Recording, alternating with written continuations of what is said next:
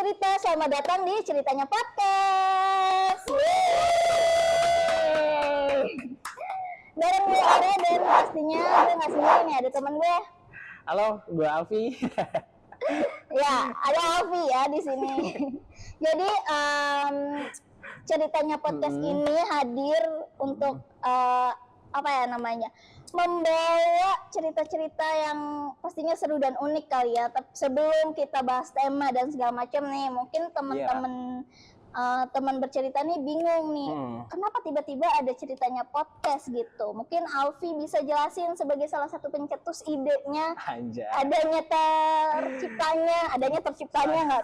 Terciptanya podcast ini tuh kenapa? Gimana ya, gue ceritanya tuh soalnya Ceritanya Podcast ini tuh berawal dari obrolan gue sama Mas Antoni. Jadi gue sama Mas Antoni ini dulu satu perusahaan di salah satu di kreatif industri gitulah. Oke, jadi lo pernah satu perusahaan bareng Mas Antoni. Iya, Mas Antoni, dan kita ngobrolin podcast ini, konsepnya ini pas setelah jam kerja gitu. Oke. Tadinya ini bakalan berjalan apa enggak ya, gue kayaknya cuman kayak obrolan santai aja gitu kan. Kayak gue curhat, Mas, gue mau buat podcast nih, tapi podcastnya tuh yang nggak terlalu podcast banget dan bisa semua orang tuh bisa bisa ikutan bercerita juga di podcastnya kita gitu. Pokoknya yang ngebahas seputar apa yang kita rasain sih gitu kan. Oke, jadi berawal dari obrolan pulang kantor, keresahan lu juga gitu. Mana keresahan apa sih yang pengen lu ceritakan di podcast ini? Lu punya keresahan apa sampai kayak kepikiran bikin podcast, Ceritanya Podcast kali ya gitu? Ya pokoknya semuanya tuh gue pengen gue ceritain di sini. Banyak banyak gitu. Mungkin akan jadi salah satu inspirasi juga di podcastnya ini, semua orang bisa bercerita gitu. Anjay, semua orang bisa bercerita di sini. Nah, baru nih ya kita akan membahas unek-uneknya Alfi. Mungkin apakah episode perdana ini itu salah satu unek-unek dari Alfi ya. Kita akan membahas The Rise of Gen Z. Gitu teman-teman ya. Kita akan membahas sesuatu yang mungkin relate ya, banyak dekat dengan kita nih akhir-akhir ini tentang Gen Z gitu ya kan. Nah, lo tau nggak sih Gen Z itu dari tahun berapa sampai tahun berapa? Tahun berapa sih? Emang tahun berapa deh, Ra? Gue nggak tahu tahun berapa. Nggak tahu gue. Nah, banyak orang nih yang ngira nih, mungkin teman bercerita juga di rumah ngira kayak dari tahun 2000-an. Awalnya gue juga sempat mikir gitu dari tahun 2000-an. Tapi ternyata dari tahun 1997 sampai 2014 itu golongan Gen Z. 2012 ternyata guys. Bukan 14 itu udah masuk Gen Alpha ya. Oh gitu. Soalnya gue mikir juga kayak 2014 itu masih termasuk nggak ya gitu kan. Iya, jadi dari 97 sampai 2012 gitu guys. Jadi kita tuh termasuk Gen Z bro. Gue Gen Z banget. Iya, kirain tuh karena kan gue lahir di tahun 99 ya kan, gue kadang suka mikir gue Gen Z apa enggak ya gitu kan. Iya, banyak yang mikir gitu juga sih kadang gitu. Jadi kayak ternyata kita tuh adalah Gen Z. Nah, kan lu nggak sadar nih kalau lu tuh Gen Z gitu. Padahal teman-teman lu pasti lingkungan lu tuh juga Gen Z dong, karena kan pasti lu berteman ada yang tahun 2000-an gitu-gitu kan. Fenomena apa atau hal-hal unik apa yang lu temuin pas bareng mereka gitu? Ada nggak sih kayak cerita lucu gitu? Ada. Apa tuh? Menarik banget nih kayaknya. Kalau gue sih karena gue nongkrong di tongkrongan gue itu regenerasi ya, regenerasi dan juga kita tuh nongkrong itu aja dan turun temurun. Jadi gue lagi ngerasain banget nongkrong sama di bawah-bawah umuran gue gitu, kayak kita nongkrong semua ada ngumpul tapi kita nggak ngobrol gitu, Cit, pada main handphone gitu. Oke, ya. Gue paham sih. Tapi kalau lu gimana menurut lu? Kalau gue nih untuk fenomena Gen Z ini, gue termasuknya cukup dekat sama Gen Z karena adik gue tuh Gen Z. Jadi adik gue tuh lahir tahun 2008 gitu. Bedanya cukup jauh memang sama gue. Jadi gue dekatnya adalah kayak ya cara berpikirnya. Jadi gue tahu cara berpikirnya Gen Z tuh kurang lebih kayak gini. Terus saat nongkrong ya sama kayak gitu, mereka main handphone gitu, main game bareng gitu. Terus habis itu ya udah kayak nggak ngobrol tapi main handphone bareng gitu sih mereka kalau nongkrong. Nah kalau gue sendiri sama teman-teman gue nih yang seangkatan itu masih ada sih yang ngobrolnya, mungkin yang tahun 97, 98, 99 itu atau tahun 2000 itu masih ada yang nongkrong tuh ngobrol gitu. Yang nggak main handphone, bener-bener nggak main handphone. Tapi ada juga yang memang ya main handphone gitu, apalagi gue termasuknya kan kerja di sosmed kan. Industri kreatif banget ya. Iya, kreatif banget. Konten kreator bukan sih lo? Jadi ada momen-momen yang di saat lagi nongkrong nih, tiba-tiba gue harus posting gitu. Kayaknya gue posting sekarang dulu kan. Jangan. Gitu. Jadi ada momen-momen yang kayak gitu. Nah menurut gue tuh ya nggak apa-apa sih kalau lu nongkrong main HP, tapi tergantung seberapa lamanya gitu sih kalau gue. Nah kalau lu gimana? Salah komedi, lu sering banget ya. Nah enggak, gue nungguin komedi lu jadinya anjing. Nah kalau lu nih ada nggak sih kayak apa ya? Apa itu? Permasalahan di Gen Z atau kayak efek dari si Gen Z itu gitu. yang apa yang melekat banget iya, pada gua. Ada nggak berpengaruhnya? Ada. Jadi ada satu sisi gua sebagai Gen Z, ada satu sisi lain gua ya pada layaknya orang-orang di atas Gen Z gitu. Kan kalau Gen Z kan dia milih-milih pekerjaan ya, dia milih-milih pekerjaan. Terus tapi kalau gue sih semuanya gue sikat. Apapun pekerjaannya gue sikat, yang penting jadi cuan. Cuan ya bun. Ya. Tapi kalau lu gitu nggak sih? Gue termasuknya relate-nya sama Gen Z mungkin nggak relate-nya tuh tadi tentang pekerjaan. Kan katanya banyak yang bilang tuh Gen Z pilih-pilih pekerjaan segala macam ya. Kalau gue nggak relate sih dengan itu, ya udah yang penting cuan gitu ya kan, yang penting saya bisa makan gitu kan gitu. Jadi kalau itu cukup nggak relate kalau misalnya pilih-pilih. Tapi mungkin relate-nya adalah ya Allah saya kejatuhan bunga. Yang penting yang kalau relate-nya adalah mungkin memilih ruang lingkup kerja yang nyaman kayak gitu sih. Tapi lu kemudian nggak kalau lagi kan, kalau gue nih ada satu hari gue tuh nggak mood ngapa-ngapain gitu. Nah ini sisi Gen Z gue tuh, kan anak Gen Z kemudian ya dia pekerja keras, tapi ada satu sisi lain tuh anjir nggak usah gitu. Ada burnout-nya gitu, ya. Kalau lu gitu nggak? Kalau gue apa namanya ada sih kadang burnout-nya itu tuh ada, gitu. cuma kalau menurut gue itu wajar, maksudnya kayak nggak Gen Z pun pasti adalah burnout-nya ya kan. Jadi menurut gue itu sih nggak Gen Z aja gitu, emang ya wajar lah manusia pasti capek bro gitu. Bener kan banget. Tapi tergantung seberapa lamanya itu menurut gue gitu sih. Nah kalau dari lu nih secara kayak lu melihat pertemanan Gen Z kayak gitu gimana? Kayak pertemanan Gen Z itu gila nongkrong banget anaknya tuh. Gue diajakin nongkrong sama teman-teman kerja gue, kebetulan kan emang teman-teman kerja gue kan banyak Gen Z-nya ya kan. Gila kayak hari-hari tuh harus nongkrong, kayak pertemanan tuh kita nongkrong sini nongkrong sana. Jadi Gen Z itu luas banget circle-nya menurut gue tuh. Ya kan? Mereka banyak banget linknya sebenarnya. Bagusnya dari Gen Z adalah pintar membangun link. Benar. Kayak maksudnya sebenarnya itu mempermudah kalian untuk mencari pekerjaan loh, kita sebagai Gen Z. Bukan kalian sih, kita sebagai Gen Z untuk apa namanya mencari pekerjaan gitu, karena sering nongkrong banyak temen gitu kan. Dan itu juga sih jeleknya gini, jeleknya Gen Z itu pertemanan dia gampang banget ngekat sebuah pertemanan gitu gara-gara gara-gara satu masalah aja gitu kan. Jadi itu kalau nggak senang langsung kayak gue skip, ada lu nongkrong sama siapa dia, enggak gue skip aja gitu. Oke. Ya jadi kayak maksudnya dia nggak suka dengan satu sifat tuh langsung cut kayak gitu. Iya kayak gue nggak dia jauh-jauh gitu kan. Nah. Gitu.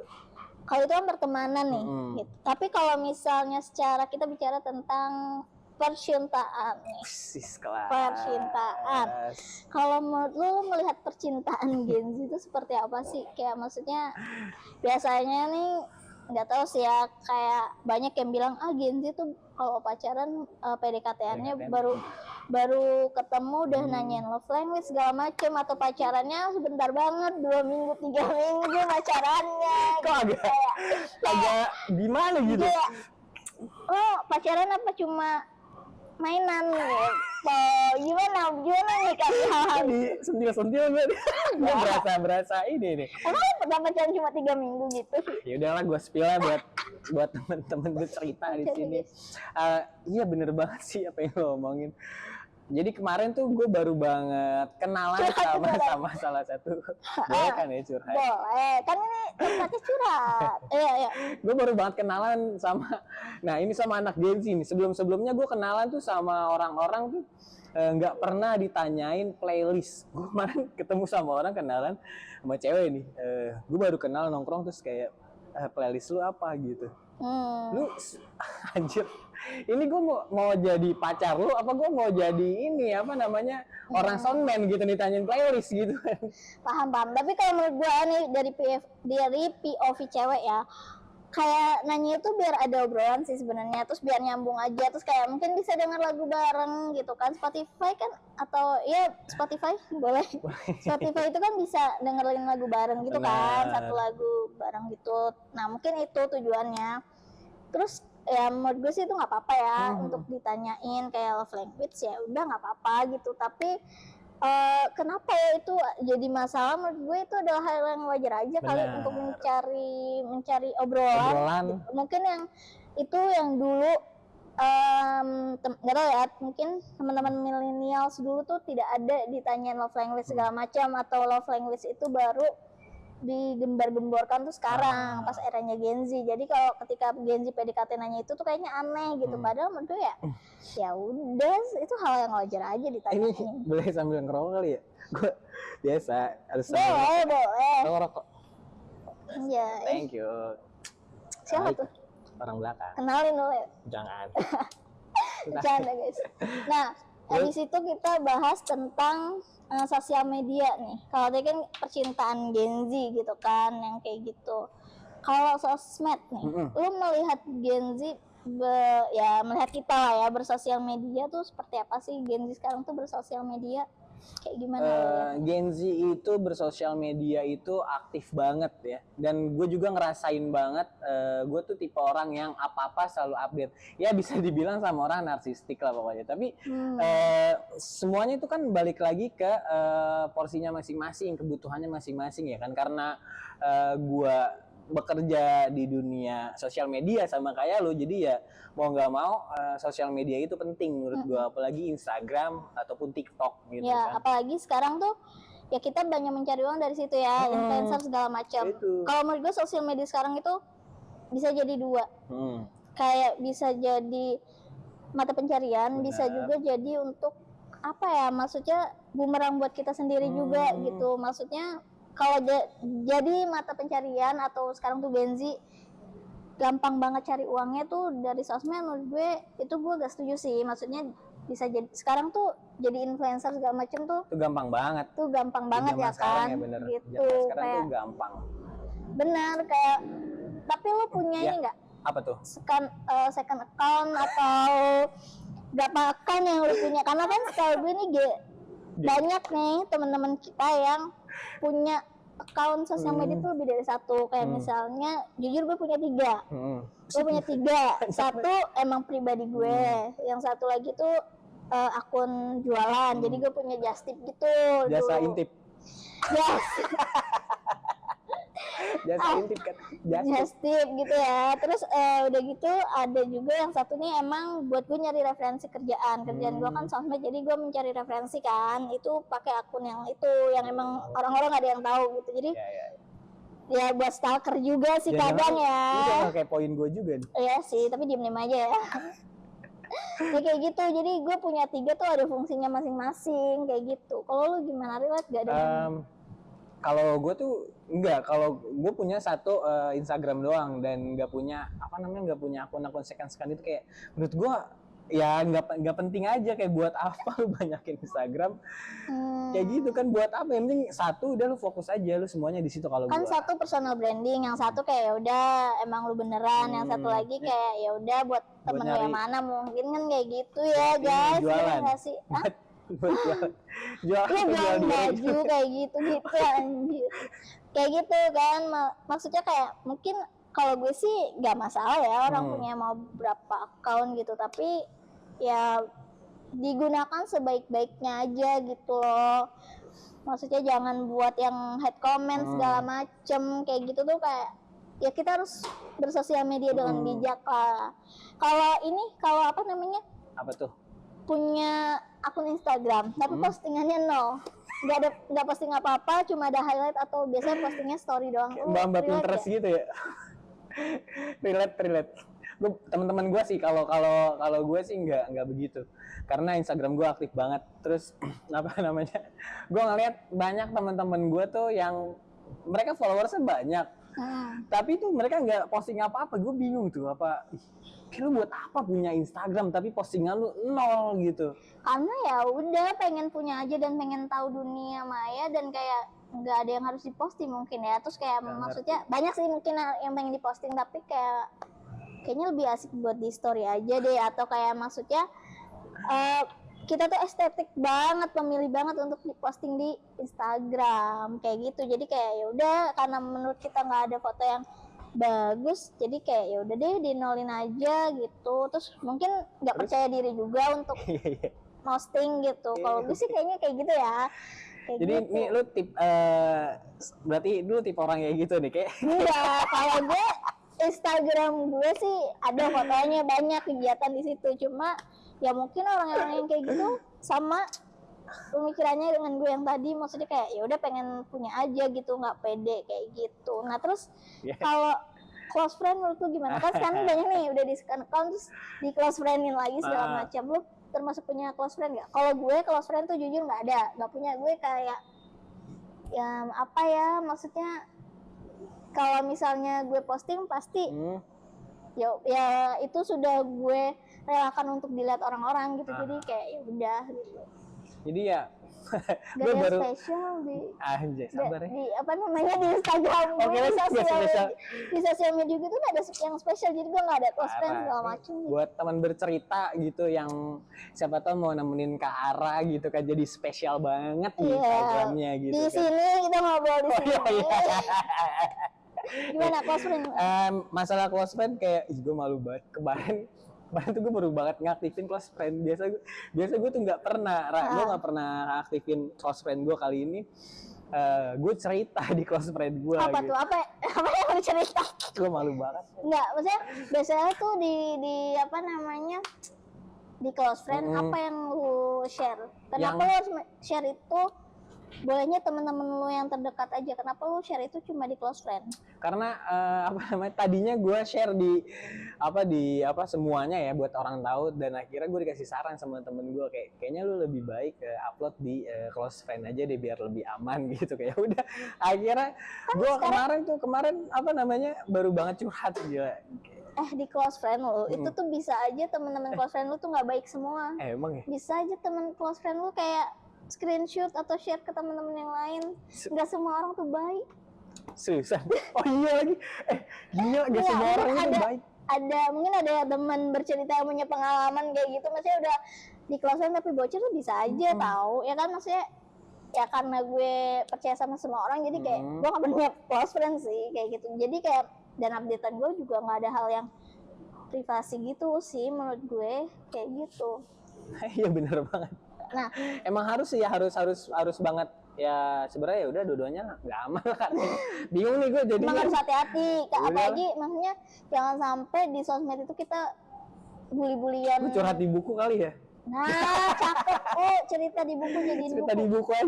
Boleh. Sip. Nah, kalau apa sekarang tuh kan di sosmed, karena saking banyaknya informasi, berita, terus gampang banget gitu kita ngaksesnya dan kita bisa komen segala macam. Menurut lu kayak kan banyak nih jadinya kejadian bully di sosmed, di komen-komen gitu kan.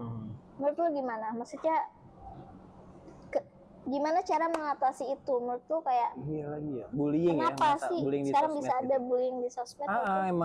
emang lagi marak banget bullying di sosmed itu. Dan apa namanya, gue juga sempat ngerasain sih, bukan bully ya, kayak gue diserang sama netizen pas gue ngisi podcast di sebelah gitu. Gila, kenapa tuh? Gue nggak tahu ini salah apa enggak, soalnya ini kan pengalaman gue bercerita di podcast sebelah gitu kan. Tahu-tahu gue diserang sama netizen kayak enggak gitu, kayak so tahu. Oh, gitu jadi kan. mereka nggak setuju dengan Nggak setuju opini dengan lo. opini gitu kan. Padahal ini cerita gue gitu kan. Mm-mm. Kayak gitu. Nah itu lagi gue tuh ngerasain dampaknya bullying di sosmed itu. Bullying bukan sih menurut lo? Termasuk apa ya?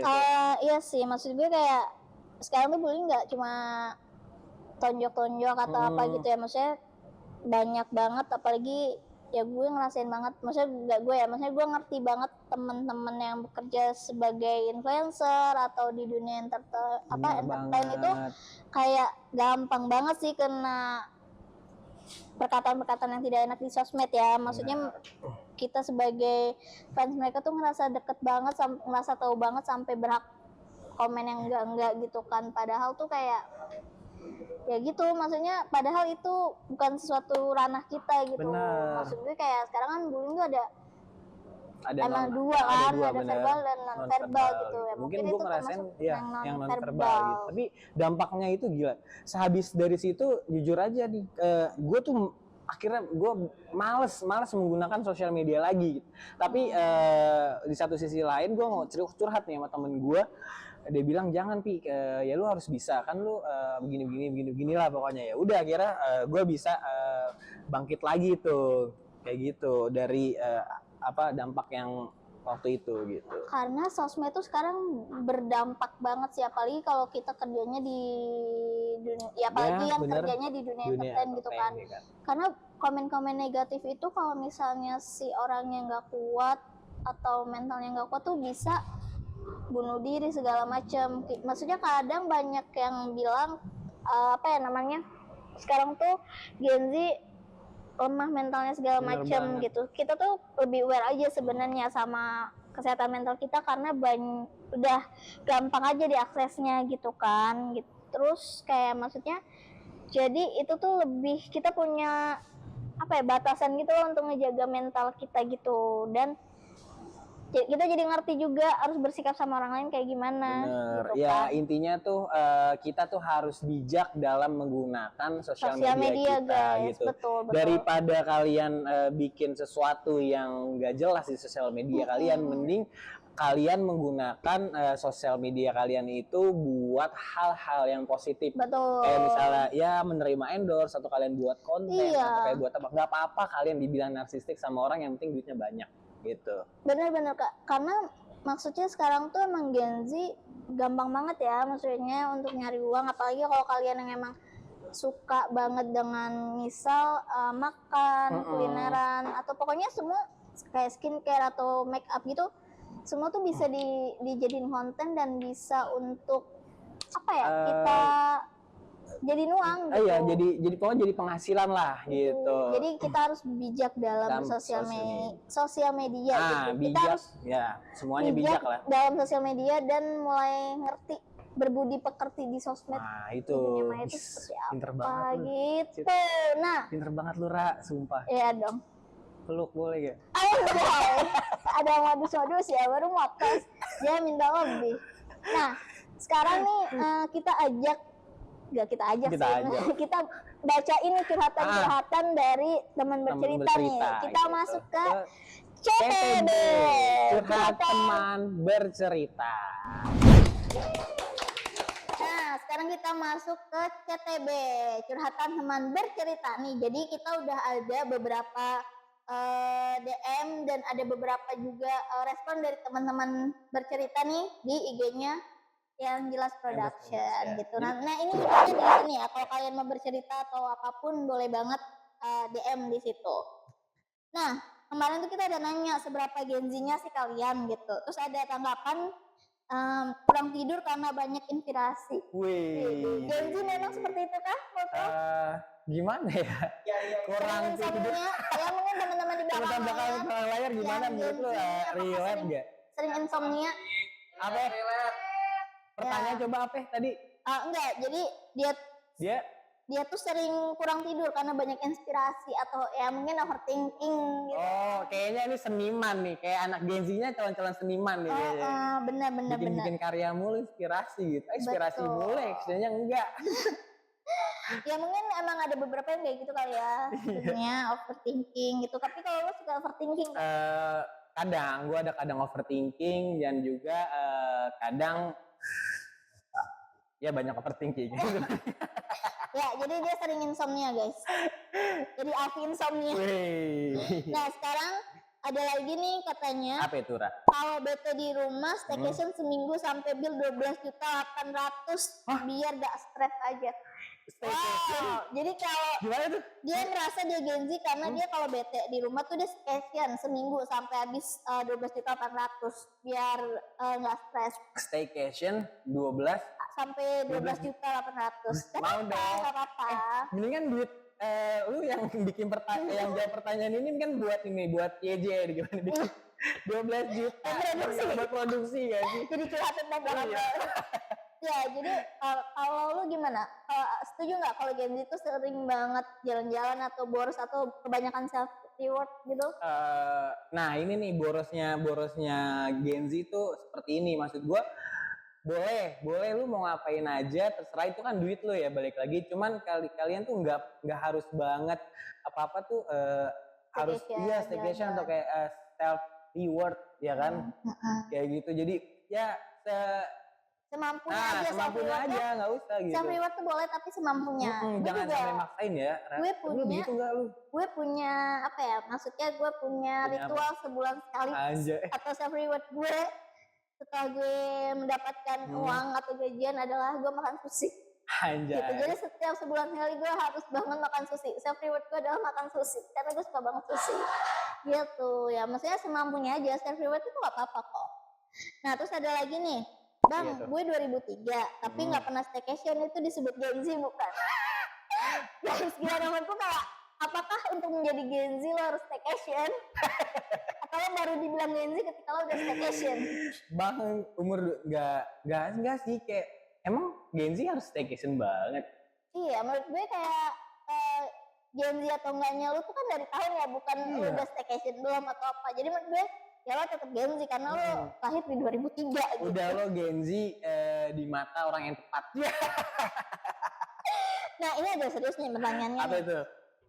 Boleh nggak sih Kak bahas permasalahan parenting anak-anak Gen Z yang kalau lagi burnout itu larinya ke minuman atau ke klub? Anjay. Pokoknya harus ada tetet di sini, editor. Tolong. Nah gimana menurut lo? Musik kayak parentingnya Gen Z gimana? Wih, ini berat banget ya. Kayaknya, aduh, si paling broken home nih kayaknya nih. Apa pertanyaan? Buat bahan kita ke next episode. Boleh nih, kayaknya kita akan bahas parenting juga ya. Parenting gitu. Kayak seru juga nih. Undang-undang orangnya nggak sih ini? Pokoknya ini yang jawab pertanyaan ini yang bahas masalah parenting ini lo harus in-frame nih. Kita jawab dasarnya dulu. Dasarnya nggak tuh, maksudnya kayak menurut lu gimana? Kayak Gen Z itu kebanyakan kalau lagi burnout atau lagi punya masalah, ya tadi kan kita deket banget sama mental health gitu kan, ya larinya ke minuman, terus ada juga yang menyakiti dirinya sendiri. Nah itu tuh gue juga bingung juga ya sama orang-orang yang sampai menyakiti diri gitu kan, kayak ya lu boleh kesel sama semua keadaan lu yang sekarang, tapi please lah jangan sampai menyakiti diri lu kan. Udahannya kan itu juga ya Raya, udahannya dia juga yang ujung-ujungnya sakit. Terus kayak misalnya kayak lu ke klub, lu mabuk, lu kerja banting tulang dari pagi sampai sore, masa lu duit lu buat mabuk aja gitu ya kan? Iya. Tapi kalau ngajak-ngajak boleh sih. Intinya boleh kalau ngajak ya. Boleh. Nah sebenarnya kalau menurut gue